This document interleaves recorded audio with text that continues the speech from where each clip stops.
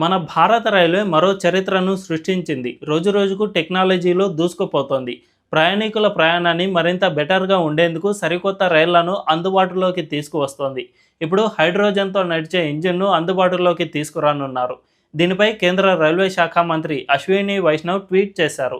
చెన్నైలోని integral coach ఫ్యాక్టరీలో hydrogen engine first trial నిర్వహించారు. ఆగస్టు చివరి నాటికి భారతదేశంలో మొట్టమొదటి హైడ్రోజన్తో నడిచే రైలును నడపడానికి సన్నాహాలు జరుగుతూ ఉన్నాయి. ఈ ట్రయల్ రన్ వీడియోను సోషల్ మీడియాలో అశ్విని వైష్ణవ్ షేర్ చేశారు. దీంతో పాటు దాదాపు 35 రైళ్లను నడపడానికి ప్రణాళిక ఉంది. దీనికి 2 హైడ్రోజన్ ఇంధన శక్తి ఇంజన్లు ఉన్నాయి. దీంతో పాటు దీనికి 8 ప్యాసింజర్ కార్లు అంటే కోచ్లు ఉన్నాయి. దీని వేగం గంటకు 110 కిలోమీటర్లు ఉంటుంది. 1200 హార్స్ పవర్ ప్రోటోటైప్ హైడ్రోజన్ ఇంజిన్ను ఐసీఎఫ్ అభివృద్ధి చేసింది. ఈ రైలు తక్కువ దూరాలను కవర్ చేయడానికి అభివృద్ధి చేసింది.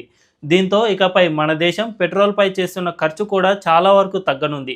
మన దేశంలోనే సొంతంగా హైడ్రోజన్ ఇంజిన్లతో మనం ట్రైన్స్ను నడిపించే రోజులు రానున్నాయని దీని ద్వారా తెలుస్తోంది.